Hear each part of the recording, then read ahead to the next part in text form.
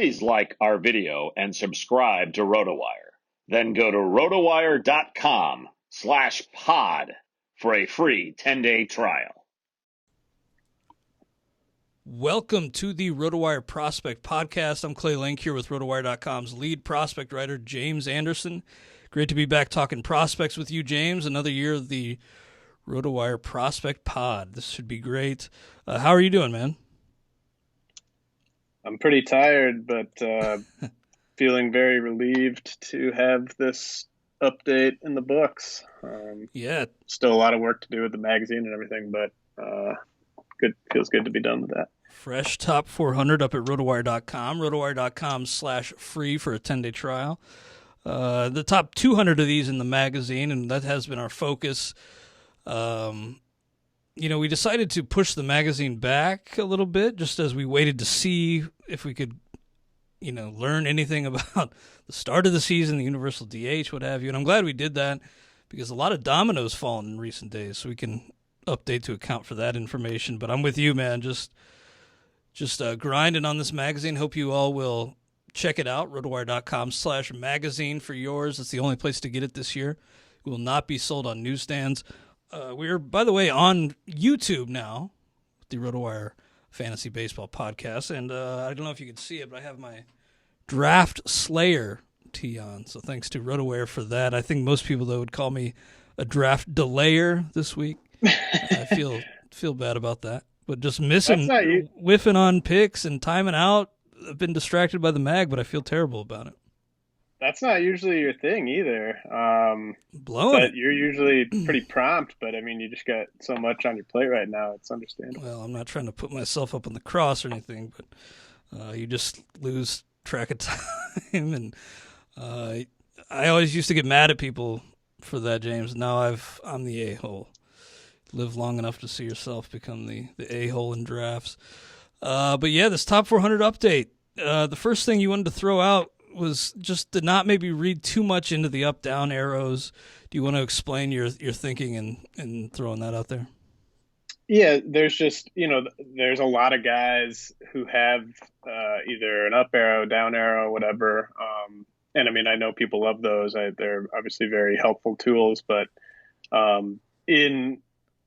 would say at least 50% of cases, a guy didn't do anything negative since the last update to warrant a down arrow, or didn't. With the up arrows, maybe they did, but my opinion maybe just about their ceiling may have changed, or just enough guys moved up ahead of them that they have a down arrow. So I just, don't tweet at me like, why does so-and-so have a down arrow? Like, he hasn't done anything. And like, yeah, I know he hasn't done anything. But my opinion of them has maybe just shifted without them actually doing anything. I've maybe come to the conclusion through writing their outlook or something like that maybe I was too high on them. I know what you mean, though. So, like the cheat sheet I manage, sorry to just jump in, but I have those up-down arrows now too, and I'll be like, what? I didn't really lower this guy. But it is like, if you bump certain number of guys up, some guys will get just stuck with that down arrow, and you didn't really adjust their spot necessarily. Right. So there's definitely a lot of cases where those arrows are meaningful and someone did something to justify going up or going down, but don't just like stare at the arrows and be like, why the heck is that guy moving down? Because in a lot of cases, their value really hasn't changed much. Now, when we kicked off Farm Friday on SiriusXM last week, we had Ralph Lifshitz of Prospects Live on the show. That was a lot of fun talking with him. Check that out on the SiriusXM app if you want more of James and I. We had 2 hours last week and 2 hours every Friday and Saturday moving forward. When we talked with Ralph, he mentioned that Prospects Live now has Jared Kelenic as their number one prospect. And while you have Wander Franco still as number one, James, it sounds like this top five is pretty well bunched up. Franco's not like in a tier of his own. Is that correct? Yeah, I think it's not a great year if you're doing a like startup dynasty where you draft minors separately from majors. It's not a great year to have the number one pick in that type of a thing. It's just Every prospect class is a little bit different, and I think this is one where I think the strength of this prospect list is sort of these first 20 or so hitters, but it's not necessarily the very top, like Wander Franco, who I have 1, Julio Rodriguez, who I have 2, Marco Luciano, Jared Kelenic, CJ Abrams. Like, if anyone wanted to say you should have this guy number 1, I wouldn't really fight you on it. I think they all have a case. I recently moved CJ Abrams up to 5, just because someone actually commented, I forget who it was, but they sort of asked if you had to bet on one prospect to someday be the consensus number 1 overall pick in fantasy, would CJ Abrams have the best case? And I said, yeah, actually, I think that's a pretty good read of it. I don't feel confident enough in him, given that he has barely played at full season ball, but he has the type of tools that could translate to being the number 1 overall pick, probably more so than the 4 guys I have ahead of him.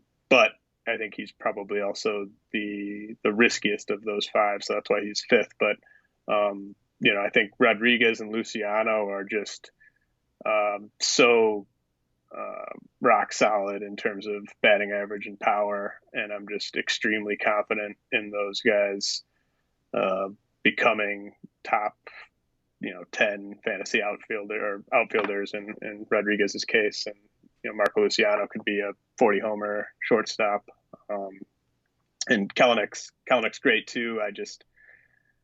I don't feel confident enough in any one of his tools becoming incredible. I think he's kind of more just kind of good at everything, but you haven't seen enough BP video, it sounds like.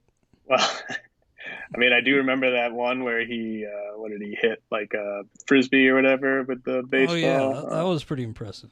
That did bump him up my rankings. Yeah, I mean, you can't take that away from him. But, I mean, all 5 of those guys are awesome.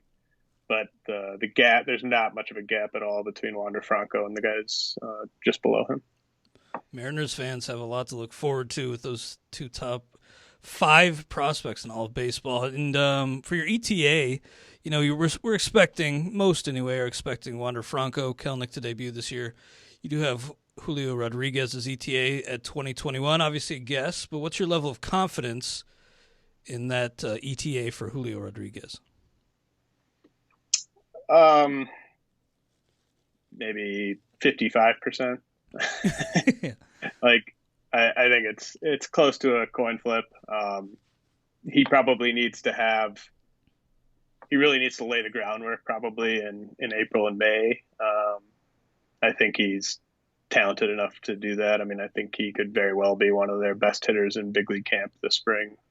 And so if he can kind of force the issue by June, early July, I think that they will start his clock. But if he suffers an injury or something like that early in the season, or just is a little slow to get going, then it's probably 2022. Yeah, I like him quite a bit in those 50-round draft and holds on the NFBC, but you may get a 0 out of him. So, if others want to prioritize depth on the roster, I get that. But the upside for a guy going that late in a 50-rounder is pretty nice. James, anybody who's been following your prospect rankings for a while will know that you emphasize bats.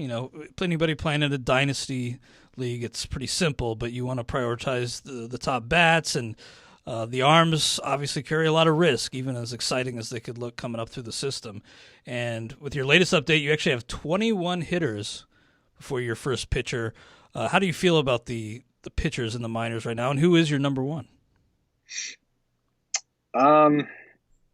I am not in love with I think it's a very deep crop of pitching prospects, and I'm not afraid to go after these guys. Like, I'm doing a dynasty startup right now, and I've got, I think I've drafted 11 pitching, or maybe 12 pitching prospects so far, and we're like around the 55th round or something like that. So I'm not afraid to draft pitching prospects, but I don't think you should be going after the top guys.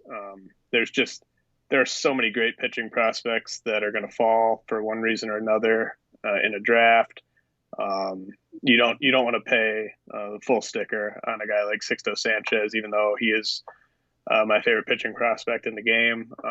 He's got proximity on his side. I think he's got upside on his side. But he could need Tommy John surgery before the season even starts. That applies to every single pitching prospect on here, except for the guys that are recovering from Tommy John surgery already. There's just so much volatility involved. Anyone who, like I was definitely too low on guys like Ian Anderson last year, but I was also, I think, probably the only person telling people to pump the brakes on guys like Mackenzie Gore and Nate Pearson. And I think if you had kind of been following most of my pitching prospect advice last year, I think you would have come out more ahead than behind on stuff like that. I mean, it's just people get super excited and they want to kind of find that next young ace.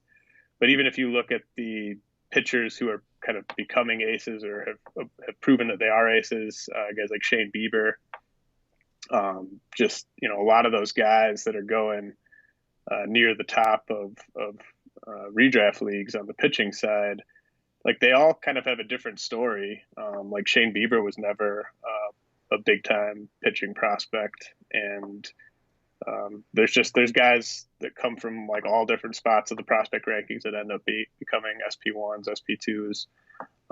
Those elite young hitters, they're much easier to kind of peg. And so I think, obviously some of the pitching prospects I have ranked behind those first 21 hitters are going to end up becoming better fantasy players than a few of the hitters. But on average, I think you're better off sort of building around those young hitters that I have ranked ahead of Sixto Sanchez and Mackenzie Gore. Yeah, when you're in a long-term league, you want to just maximize your hit rate, and it's just math that over a long enough period of time, you're going to have a better hit rate on hitters than pitchers, and you can really dig yourself a hole if you overspend in the draft or in a trade on those upside young arms. We've seen so many of them, whether it be due to injury or just the high bar of competition, just fizzle out. Mackenzie Gore, we just don't know what's going on with him, but they've added quite a few additions. Does that speak, do you think, to where they stand on Gore? Do you think they look at him as not really a guy they expect much from this year? I just think that they don't want to have to be relying on him to help them. If he's healthy and he's pitching up to his potential, there will be a rotation spot for him at some point this season. I don't think that's, like Dinelson Lamet, who knows how many innings they're going to get from him. Joe Musgrove typically doesn't last a full season. Blake Snell comes with injury concerns. Yu Darvish is super old. So, there's going to be starts to be had for guys like Gore if they're ready and if they're healthy. But I just don't think they want to go into the season needing Mackenzie Gore to have a good year for them. Yeah, they got their sights set high, and that's probably smart. We'll see if they get really anything out of him and if he becomes a fantasy factor this year, Mackenzie Gore. Now, at the start of the show, James, you mentioned don't read too much, don't overanalyze the UpDown Arrows because there's been a lot of shuffling around. But one guy with two arrows up, a real riser, Luis Matos in the Giants organization. Outfielder, only 18 years old. You're kind of saying here with this ranking, now's the time to go out and trade for this guy, acquire this guy because he could be the next top prospect, one of the most highly touted guys, just a little bit down the road. Yeah, he's been sort of a hit tool guy with some speed for a while, who's sort of looked like maybe a leadoff guy, but added some strength this past year, looked really good in instructs.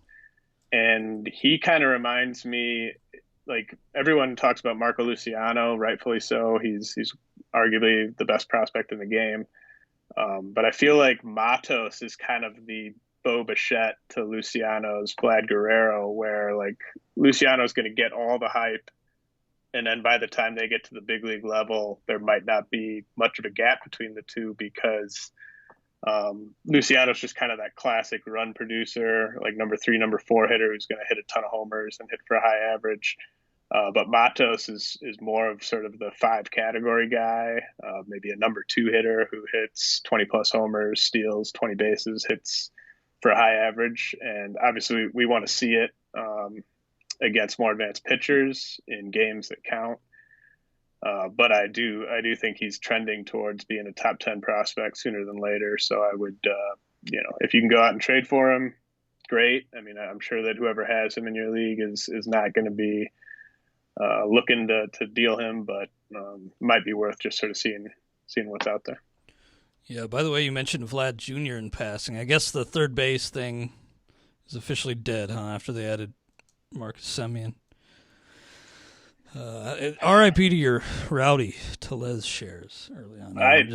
I'm still trading for him. If you can trade for Rowdy in Dynasty, I'd go get him. Somebody suggested Rowdy to the Rockies. Could you imagine that?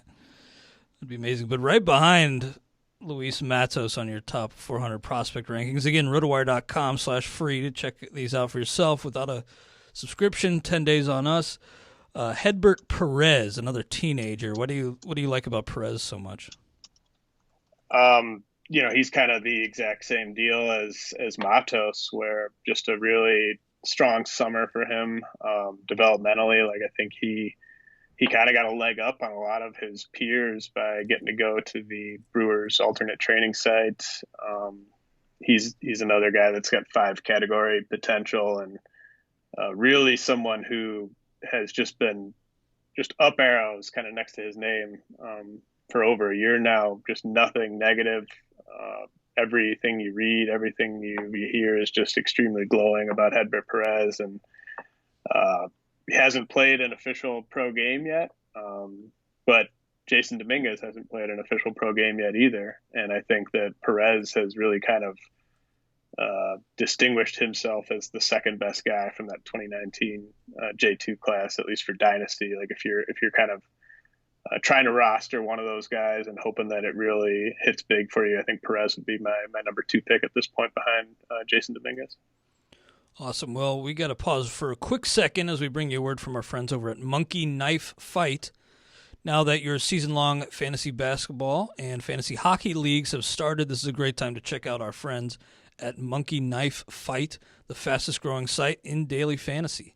The NHL and NBA are in full swing, and NFL playoffs are here.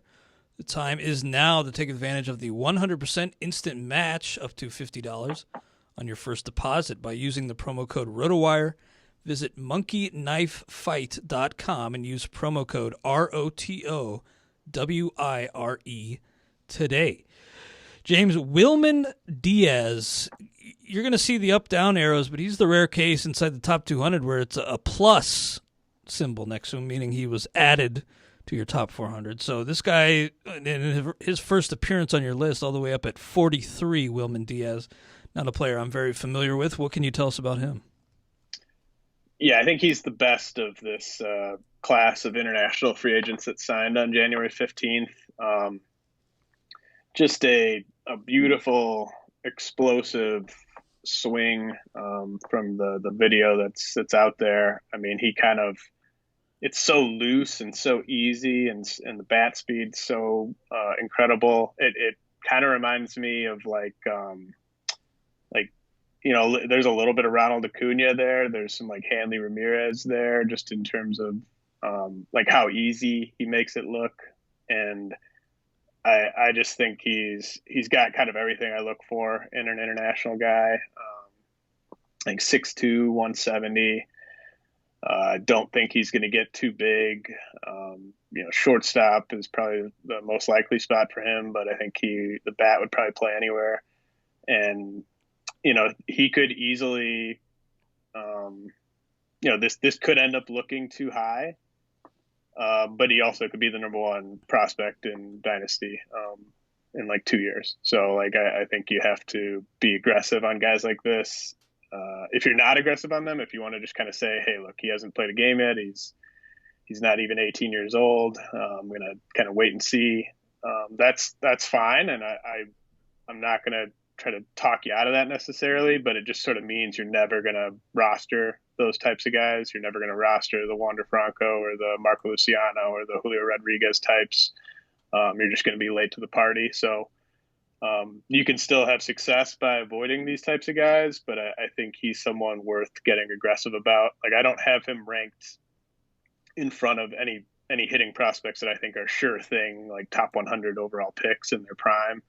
So yeah, you might be sacrificing a little bit of safety, but I think one big misnomer is that like a hitting prospect who's maybe 45th overall or like 55th overall is somehow safe in any way. Like, even though they're a hitter, the bust rate on those guys is still fairly high. So I just think you have to look at that as everyone in that range is risky to some degree. And I think Diaz has a chance to be the number 1 overall prospect in a couple of years.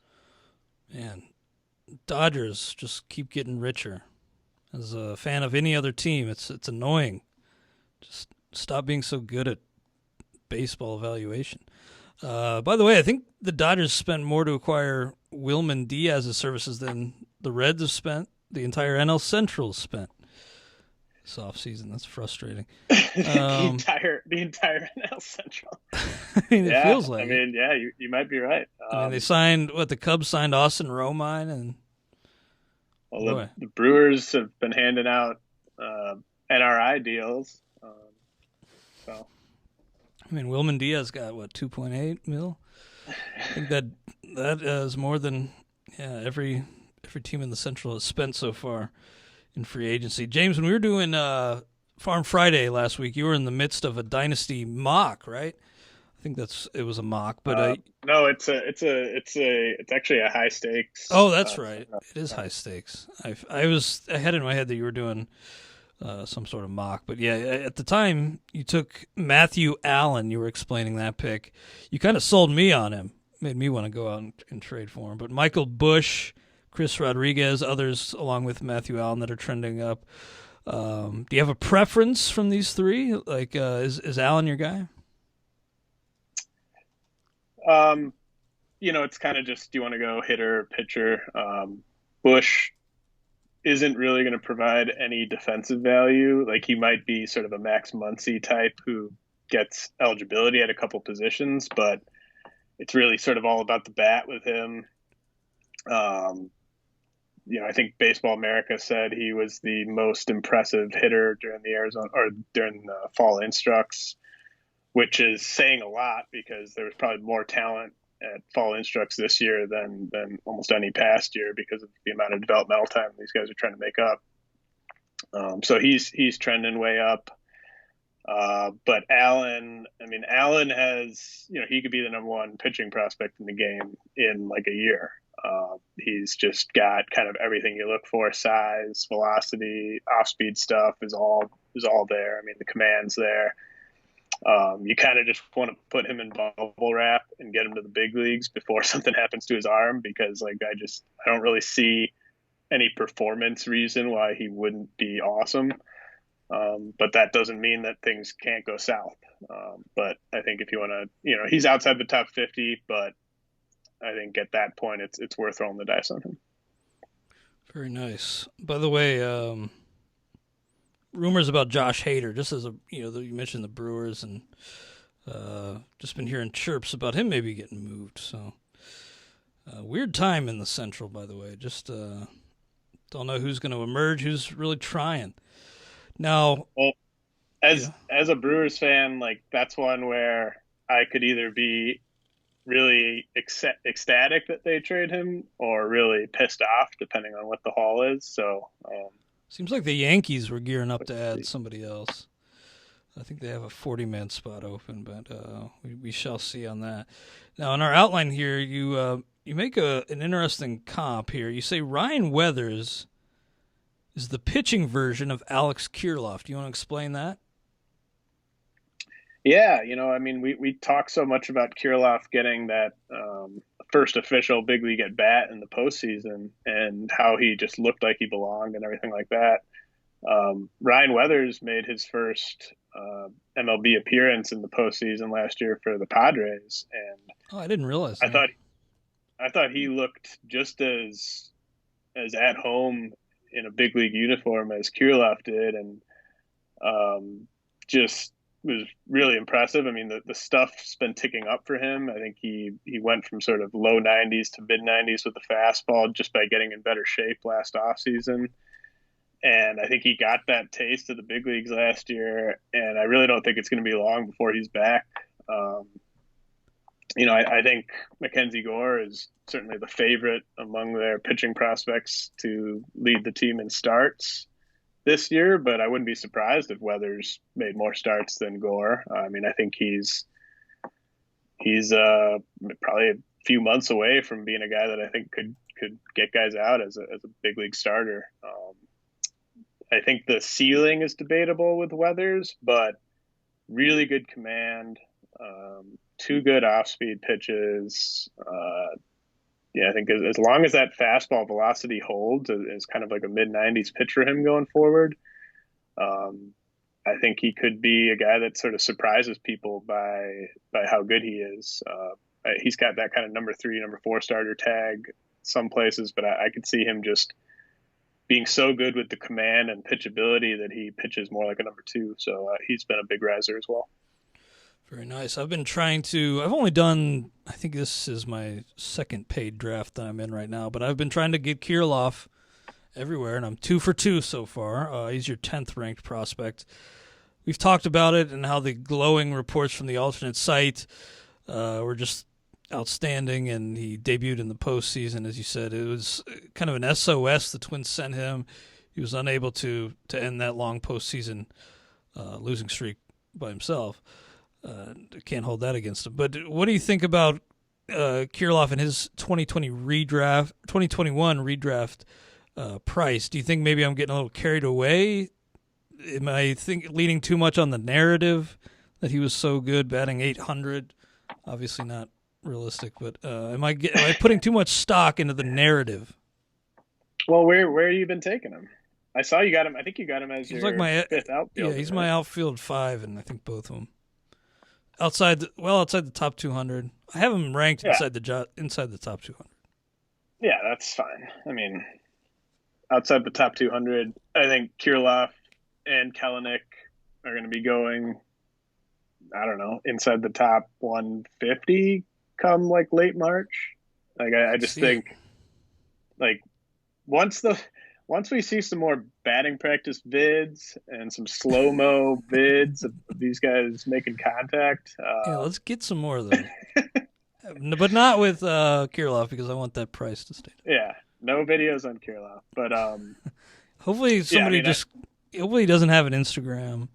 It's private. It's locked, maybe. As soon as Kelenic or Kirilloff or Andrew Vaughn or Dylan Carlson hit their first spring training home run, like everyone's just going to be like, "Oh my God! Like, gotta get him! Like, gotta get him right now." So I think outside the top 200 for Kirilloff, that's great. I mean, I think he's at worst he's down for a few weeks in April. I don't think the Twins should mess around with this. I mean, even, you got to work out some sort of long-term extension with him or something like that. I mean, who would you rather have for this year out of Kirilloff or Max Kepler? Like, I don't know. I mean, it's not that far off. And I like Dylan Carlson is kind of in that mix too, where I'd love to get him. But he, on the other hand, I feel like I'm getting priced out on. And in that range, it's loading up on my Isn't that pitcher. So weird?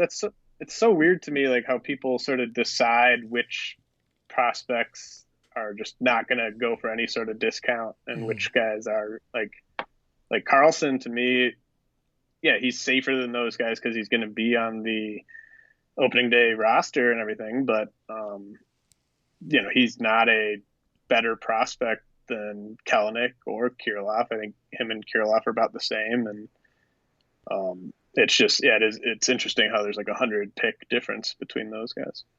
We talked earlier about the Dodgers adding to their stacked system in that organization. The Rays also doing that with Carlos Colmenarez, a lefty hitting shortstop, another teenager. So we've been talking a lot of these youngsters on the show. He was another international signing on January 15th of this year.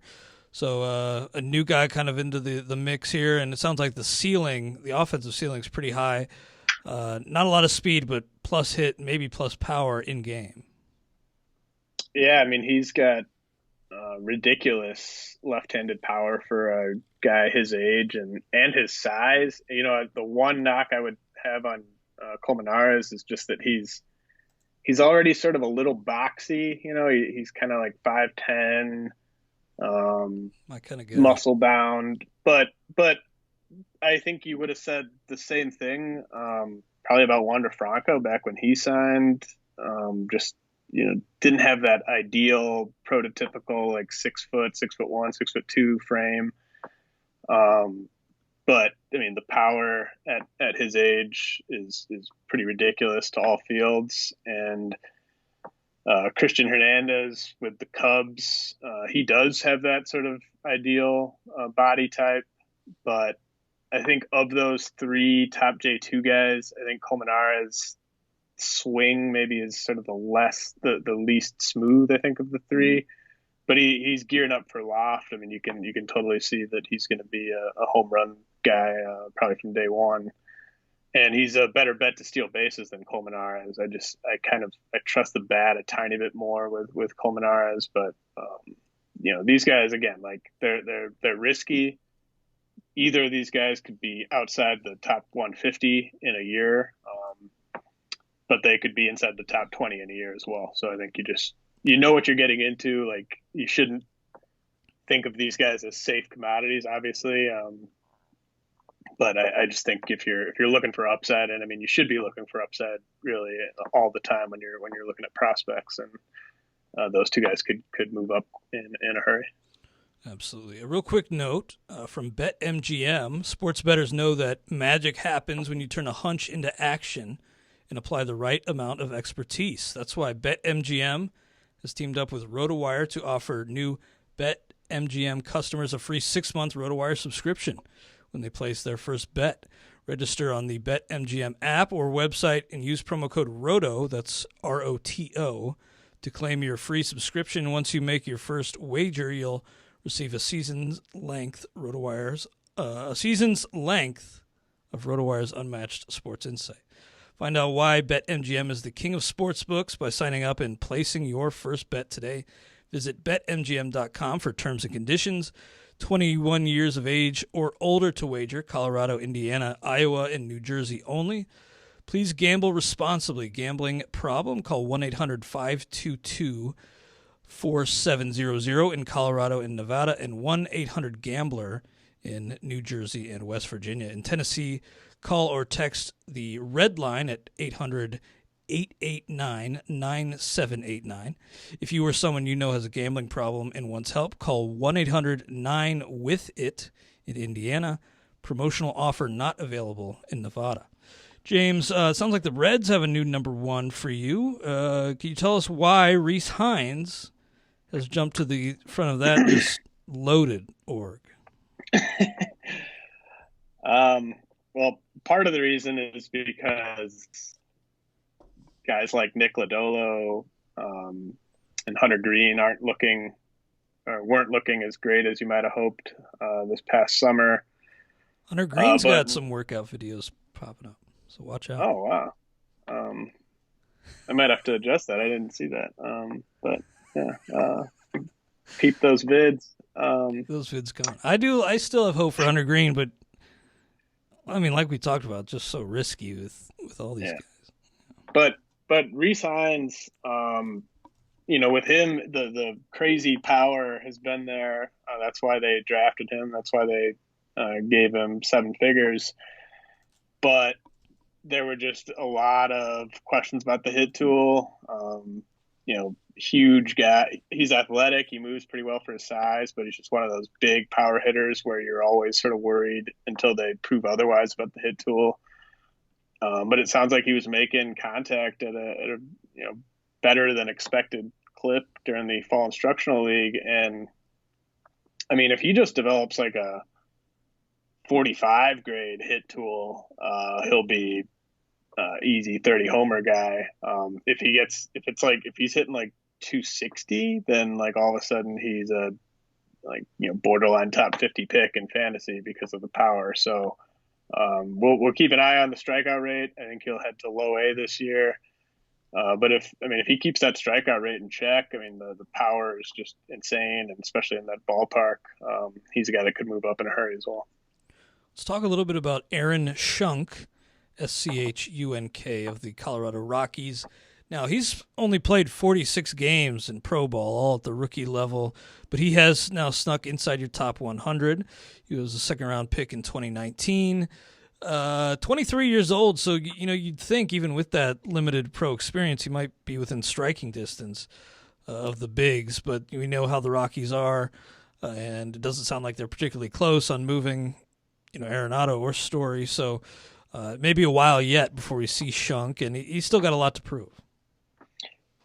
Yeah, he has been working out at second base though, so I don't think they're going to be able to trade Arenado, but Schunk, unlike some of these other guys like McMahon and Hampson and like Hilliard, like he's a hit tool guy. Like he's gonna hit, he's gonna make contact.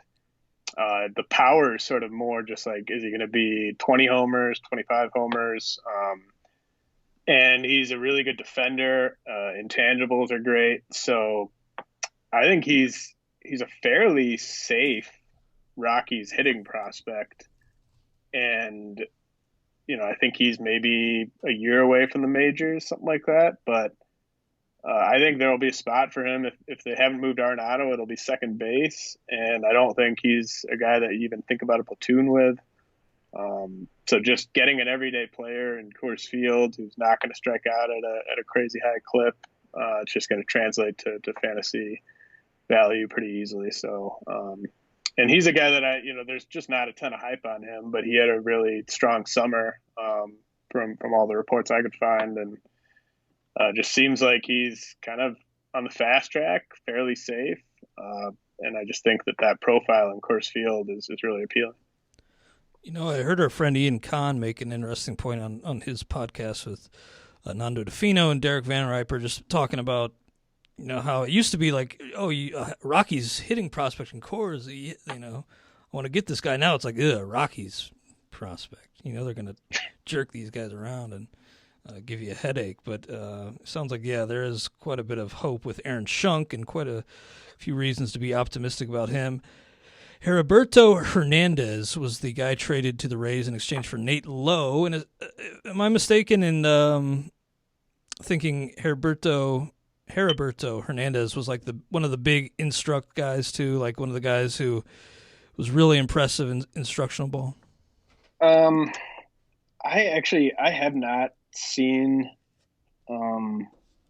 anything specific on him from Instructs, but I could very well be mistaken, so don't take that for he was he was a guy that the video I saw from him in the AZL in 2019, it was just really really impressive.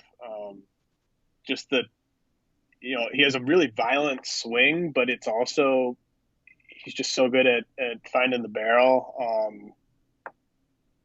I loved what I saw, but I was sort of kind of pumping the brakes about diving head first on him. But it sort of sounds like the Rays saw sort of what I saw, what other people saw. I know Eric Longenhagen at Fangraphs has been really high on him, and I think that they liked his bat enough to have him sort of headline that package, and that sort of kind of gave me sort of that nudge to sort of fully trust what I saw on video of him back in Arizona. So he's another guy kind of like Michael Busch, doesn't really have a good defensive spot to play. There's a chance that when he first reaches the majors, he'll be catcher eligible.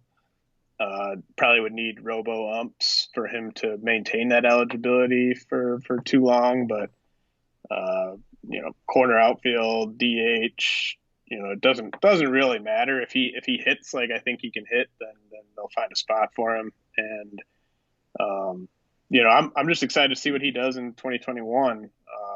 I think they might send him to high A, and I could really see him putting up some pretty crazy numbers. Guys, I really can't recommend enough checking us out. Obviously, I'm biased, but James has written up prospect outlooks for all of these players we're talking about, so definitely check it out. I was just glancing over Adam Kloffenstein's. It sounds like I'm just kind of giving this outlook a glance over. I haven't read it fully quite yet, but it sounds like he's fully a reliever. No. Oh, I see no. RP listed, but he does. So he has a really great sort of story from the pandemic. Obviously most top prospects, like he's my 100th ranked prospect. Most of the guys inside the top 100 were at their team's alternate training site. He was not, but I actually think he probably got better development doing what he was doing than he would have if he'd been at the alternate training site. He was in this 4-team indie ball league in Texas that Roger Clemens put together.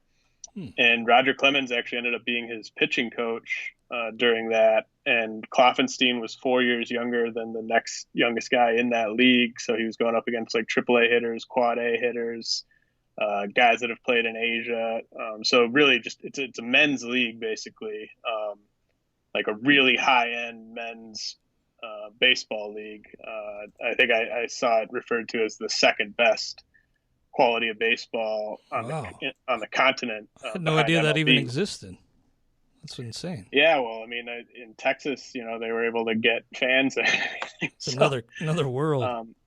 But in Texas, yeah, like Kloffenstein was, he was like teammates with like Fernando Rodney, and it sounds like he really developed a ton.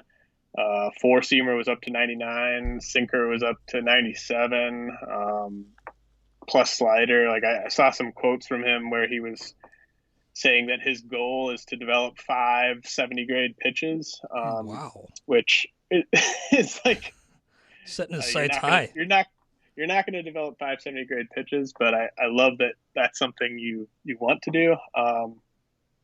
And so I think it was a really valuable summer for him, and I'm just really excited to see how it translates this year. Yeah, I just at a glance saw 99, 97 sinker. But yeah, it sounds like that slider, a pretty good third offering to help him turn the lineup over. And yeah, those other pitches, curveball change, maybe coming along. Control still an issue. I saw something, I don't know what made me think he was maybe strictly a reliever already at only 20, but still quite a bit of hope for him as a starter. Wilderd Patino, probably 131 on your ranks. An ascending high-end target, you labeled him. What can you tell us about Wilderd Patino? Yeah, I tweeted out the rankings before we started recording, and someone asked, who are some guys outside the top? This is probably the most common question I get is, who's someone outside the top 100 that could be inside the top 50 or whatever in a year or whatever? And, the easiest answer is usually just whoever's 101 and whoever's 102 and whoever's 103. But Wilderd Patino and Jonatan Clase, Patino's with the Diamondbacks, Clase's with the Mariners. Those are probably two of my favorite targets if you're looking for a young hitting prospect with a ton of tools who has the chance to really move up if they hit this year. Clase will be making his stateside debut. Patino had a good showing in the AZL back in 2019, but they're both potential 5 category guys. Both are plus runners. Clase might even be a 70 grade runner. And Clase actually reported to Instructs, listed at 6 foot, I think 180, maybe 190. And he'd previously been listed at 5'8", 150. So just really encouraging to know that he's not 5'8" anymore. And he still has that plus speed. Patino was sort of a guy that needed to tap into a bit more power, and it sounds like he worked on that this past summer. So those are a couple guys outside the top 100 if you're just looking to roll the dice on some hitters with a chance to really move up. Awesome. Well, again, James's updated top 400 prospect list over at rotowire.com, rotowire.com/free or rotowire.com/pod. Either one will get you a free 10-day trial. Check him out for yourself. Again, James has written up outlooks for all these players if you want more information on them. James, this is the tool for dynasty players. It's incredibly valuable. Thanks for all the hard work you put in. Anything else on your mind today before we sign off? Not really, man. You got to think of a new hip hop thing, by the way. We kind of just let that slide all year last year. Yeah, I've just been so busy. Yeah. It's been hard to focus on anything like that. I lost my street cred when I left Kendrick Lamar off my list. So people don't care about my opinion anymore. I'm not a aficionado, but I do enjoy my hip hop. Well, Clay's not trying to impress the people on Twitter or. I'm just a Devin diehard. He's shooting Devin straight. Good talking with you, buddy. Thank you all for joining us. Great to be back every Wednesday on the show again, Fridays and Saturdays on SiriusXM Fantasy Sports Radio. If you want more of James and I talking baseball for 2 hours, both Fridays and Saturdays on that channel. And we'll be back with you here on the RotoWire Fantasy Baseball Podcast. Take care. Please like our video and subscribe to RotoWire. Then go to rotowire.com/pod for a free 10-day trial.